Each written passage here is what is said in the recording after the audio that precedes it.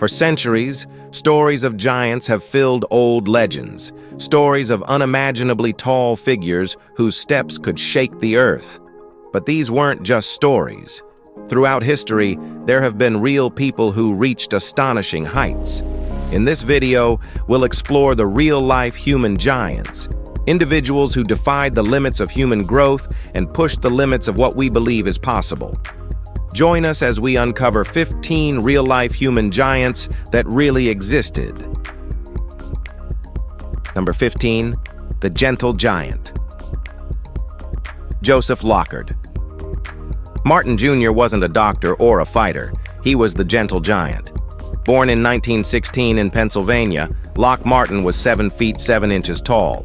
He had a twin who didn't survive childbirth, and the family lived in Philadelphia, near the Mutter Museum. Martin became best known for playing Gort in The Day the Earth Stood Still, and for appearing regularly with Spike Jonze on stage and television. He also hosted a children's show in Los Angeles under his nickname. His film credits spanned 2 decades, including Anchors Away, Lady on a Train, Invaders from Mars, The Snow Creature, and a deleted role in The Incredible Shrinking Man. He appeared on You Bet Your Life with Groucho Marx, The Danny Thomas Show, and Peter Gunn. Off-screen, he worked at Grauman's Chinese Theater and visited children's hospitals dressed as his character. Later in life, Martin battled cancer and then died in 1959 at age 42. Number 14, the second-best lurch. Carel Struycken was born in 1948 in The Hague and later moved with his family to Curaçao. At 20, he began showing signs of acromegaly. By 30, he'd landed his first role in Sgt. Pepper's Lonely Hearts Club Band. He eventually became one of Hollywood's most recognizable tall actors, though that's underselling it. Standing well over 7 feet, Struycken carved out a career that blended cult roles with mainstream classics. He's best known for playing Lurch in The Addams Family and recurring roles in Twin Peaks, Star Trek: The Next Generation, and Babylon 5. His filmography includes The Witches of Eastwick, Men in Black, Gerald's Game, and Dr. Sleep. He also appeared in Ewoks, The Battle for Endor, and even the Mexican radio music video. This 7-foot guy is also an accomplished photographer, and his brother Peter is a renowned visual artist. In 2025, his home was destroyed in the LA wildfires, but he survived. Number 13, John Rogan. John William Bud. Rogan holds the title of the second tallest man in recorded history, reaching a height of 8 feet 9 inches. His weight ranged between 170 and 205 pounds. He was born in Hendersonville in 1867. Some sources list different birth years, either 1868 or even 1871. At age 13, Rogan experienced a sudden growth spurt linked to gigantism, along with ankylosis, which fused his vertebrae and left him unable to stand or walk.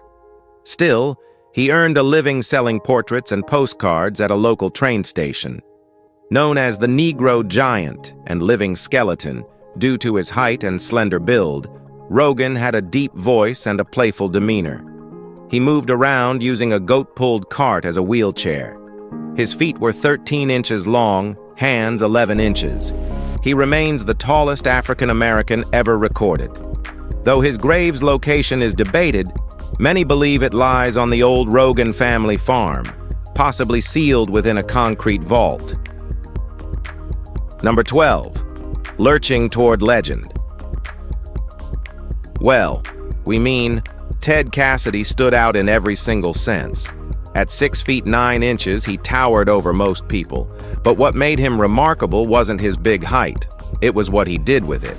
He wasn't just another tall guy shoved into a monster suit. He could act, write, narrate, and hold a scene with barely a word. His time at Stetson University sharpened that talent, and by the early 1960s, he was working as a radio host and TV reporter in Dallas. During that time, he even covered the JFK assassination live. But everything changed when the Addams family cast him as Lurch. It should have been a throwaway character, but Cassidy turned it into something funny, strange, and almost tragic.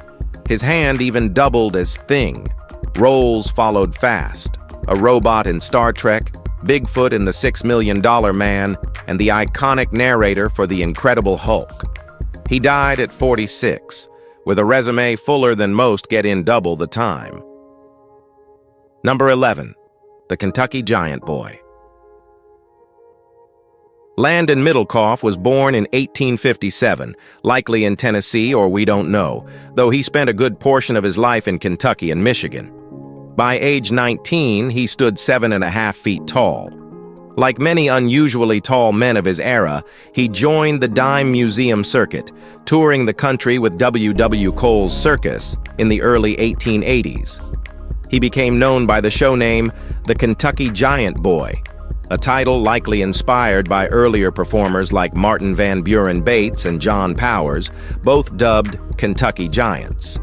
In 1884, Middleoff landed a long-term spot at Peoria's E. Piper Dime Museum, where his popularity drew steady crowds.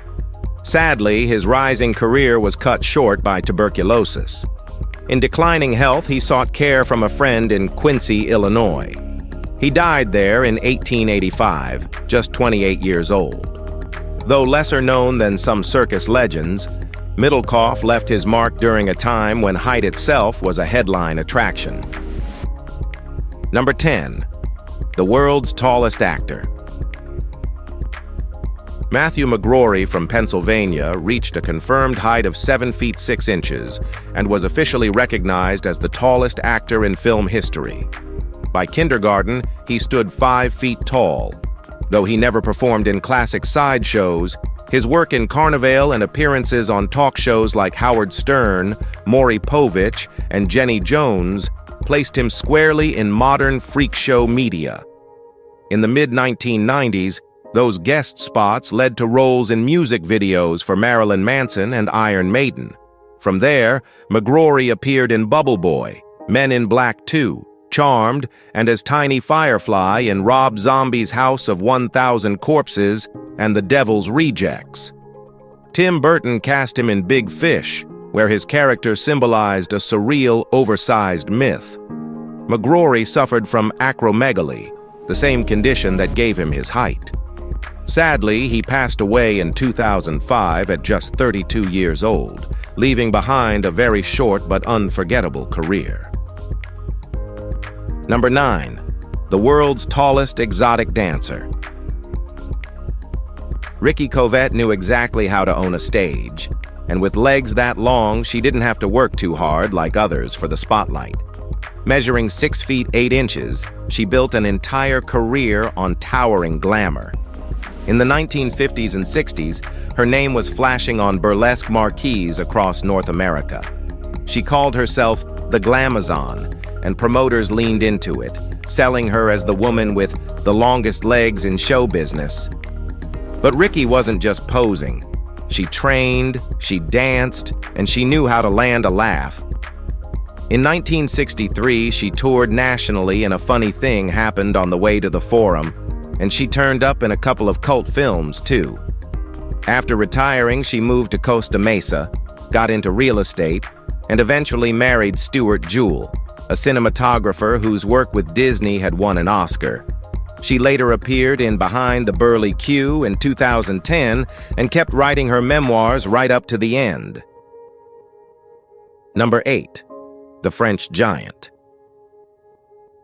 Some reports called him 8 feet tall. Others said 6'8". Either way, Monsieur Behen didn't need exact numbers. He filled the space.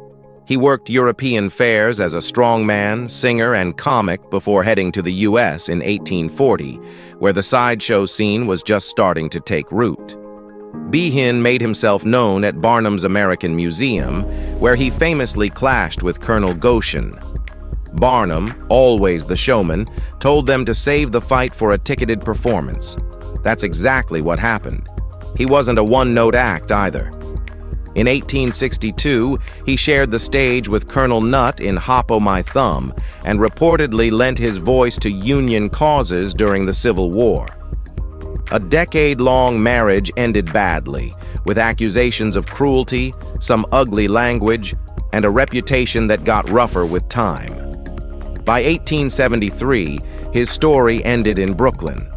You can still visit the grave, but the man buried there left behind more questions than applause. Number 7. The Nova Scotia Giantess. She weighed more than most toddlers before she could crawl, and by age 4, she stood taller than her schoolteacher. Anna Swan never had a quiet presence. Her size turned heads, but it was her poise that held attention. When showmen started circling in the 1860s, her family resisted, until the offers turned serious. Barnum signed her as a featured attraction, and she quickly became one of the museum's biggest draws. She wasn't just a spectacle. She was smart, articulate, and unshakably calm under pressure. In 1871, she married Martin Van Buren Bates, a fellow performer nearly as tall as she was. They settled in a custom house in Seville, Ohio, built to their size brick by brick. Their children didn't survive infancy, but their story was larger than that. Anna passed away in her early 40s. Even now, in 2025, she's remembered as someone who carried enormous physical weight and handled it with uncommon grace. Number 6. Robert Earl Hughes. For a long time, if you opened a Guinness book, Robert was there, page after page, the world's heaviest man. Not a rumor, not a myth, just a quiet guy from rural Illinois who grew faster than anyone expected. He passed 200 pounds by age 6 and kept going. At his peak, he weighed over 1,070 pounds. But Robert wasn't a sideshow man by instinct. Most of his life, he stayed home, helped with chores, and dodged the spotlight. Eventually, money and curiosity pulled him into short carnival tours. Then came TV appearances, and finally, a full-fledged contract with the Gooding Brothers Amusement Company. While touring in 1958, he caught measles, which led to kidney failure. The end came quickly. Rumors said he was buried in a piano case, though the coffin was that size. His record has been broken many times over, but Robert still stands out, not just for how much he weighed, but how much dignity he carried. Number 5. The Irish Giant. Hugh Murphy came from Waterford, Ireland, and in the mid-1800s, that meant he stood out. Not just for his accent or attitude, but for his size, well over 7 feet tall, with sideshow posters pushing it closer to 8. When P.T. Barnum's team found him in the 1860s, they knew exactly what to do with him. They brought him to America and promoted him first as the Irish Giant, later as the Baltimore Giant. Murphy leaned into the identity. With a booming voice, thick brogue, and stage presence, he wasn't just big, he knew how to work a crowd. In an era where physical difference meant opportunity, he found a lane and ran with it. There aren't many preserved records about his career beyond Barnum's museum, but for a few years, his image was everywhere. His name turned up on posters, postcards, and newspaper blurbs all across the eastern seaboard. The man may have been tall, but the myth around him grew even bigger. Number 4, the Cardiff Giant. George Augur wasn't made of stone, and he wasn't dug up in New York, but the name stuck anyway. Born in Cardiff, Augur stood over 7 feet 4 inches tall and claimed even more, as was tradition. In the early 1900s, he caught attention while visiting a circus in England, not in the ring, just as a spectator. But he dwarfed the performer billed as the current giant, and soon he was hired. By 1903, he was working with Barnum and Bailey in America. His act often featured him as a giant version of Jack's adversary, paired with little people for contrast. One of his longest runs was on the Orpheum circuit, where he starred in his own version of Jack the Giant Killer. He was also known as Captain, a nickname supposedly given by the Queen when he served as a London bobby. He died suddenly in 1922 while preparing for a film role with Harold Lloyd. Number 3. Texas Giants. The Shields family had 7 brothers from White Rock, Texas, 4 of them tall enough to pass as giants under circus lights. In the 1870s and 80s, that meant somewhere between 6 feet 8 inches and 7 feet. Barnum didn't mind padding the truth. Posters claimed they were all nearly 8 feet tall, and costume tricks like platform boots and high hats helped sell the illusion. Shadwell, Augustus, John Franklin, and Jack Robinson made up the core of the act. They traveled with Barnum's circus starting around 1877 and later joined Adam Forepaws and John Robinson's shows. For nearly a decade, they worked the sideshow circuit as the Texas Giants. Ironically, the brother with the shortest stature, Shade, was the one who stayed in the business longest. The others moved on, but he kept performing solo. Like many acts of the era, it was less about measurement and more about the show, and it worked. Number 2. The Viking Giant. Johan Peterson didn't stand out much in childhood, but by age 14, something shifted. He started growing fast and kept going until he reached 7 feet 8, though he often claimed to be taller. Originally from Dalvik, Johan left for Denmark in the 1930s and began touring music halls with a pair of dwarves for contrast. During World War II, he was stuck in Copenhagen and worked in a shipyard. After the war, he headed to America and signed on with the Ringling Brothers sideshow. He started with a top hat and tails, but soon embraced his heritage, trading in for a horned helmet and calling himself the Viking Giant. He became a staple of the American carnival world, later running his own show and saving well. In 1950, he appeared in the movie Prehistoric Women. He eventually retired to Gibsonton, where many performers settled. Johan remained active into the 1980s. He died in 1984 after a fall, still remembered for his towering presence. Number 1. Andre the Giant. André-René Roussimoff, aka Andre the Giant, was a legendary French wrestler celebrated as the 8th wonder of the world.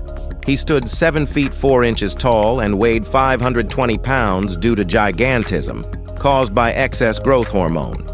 In 1974, Guinness Records named him the highest-paid wrestler in history.